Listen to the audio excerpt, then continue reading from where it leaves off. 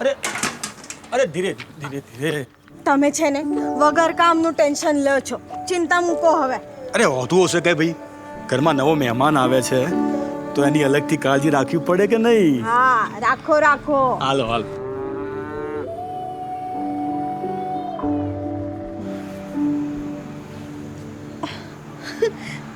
આજુ હા લાત મારે છે. હે?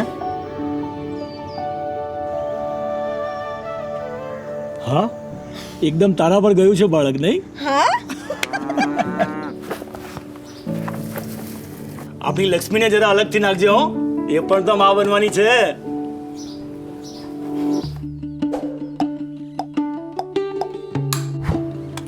લાડુ વધારે મૂકો, પ્રોટીન બરાબર મળવું જોઈએ મારી બૈરીને.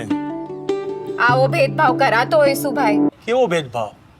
આ માની આટલી કાળજી અને બીજી માની એકદમ નહીં. એટલે લક્ષ્મી.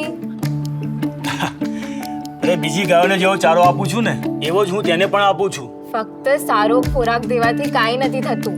એ પણ તો એક માં છે ભાભીના જેમ. એ હું ખૂબ જ પ્રેમથી કાળજી રાખું છું એની. પ્રેમ ઠીક છે, પણ દવા દવા એટલે યોગ્ય પોષણ.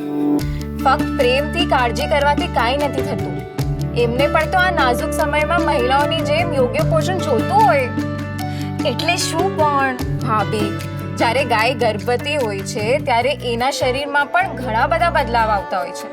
એટલે એને આ સમયમાં ખાસ અલગથી વસ્તુઓ જોતી હોય છે. અલગથી કાળજી. હા. ભાઈ, તમને યાદ છે ને છેલ્લા વખતે એને કેટલી તકલીફ થઈ હતી? ગાયોને ડિલિવરીના ટાઈમે ઘણી સમસ્યાનો સામનો કરવો પડતો હોય છે અને એમનું ધ્યાન નહીં રાખશું તો એમને મિલ્ક ફીવર, મેસ્ટાઇટિસ, મેટ્રાઇટિસ, કીટોસિસ, અટકવામાં જેવા રોગ થઈ શકે છે. આ સમયે સારું પોષણ ના મળે તો આખા વર્ષના દૂધના ઉત્પાદન પર અસર પડતો હોય છે.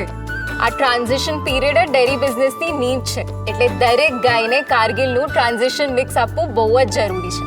આનાથી ડિલિવરી ઇઝીલી થઈ જશે, રોગ પણ ઓછા થશે અને એમની તબિયત એકદમ સારી રહેશે અને આખા વર્ષ દૂધનું ઉત્પાદન બી વધારે મળશે. એક સાથે પત્ની ને ગાય બંને પ્રેગ્નેન્ટ છે. મારા માટે તો અઘરું કામ છે ભાઈ. હવે બંનેને ખુશ રાખવા હોય તો ટ્રાન્ઝિશન મિક્સ તો લાવવું જ પડશે ને. અરે લાવી દીધું. શું મારા માટે પણ? તારા માટે તો હું છું ને. सायंस स्वास्थ्य सफलता कारगिल पशु आहार अटले योग्य पशु आहार.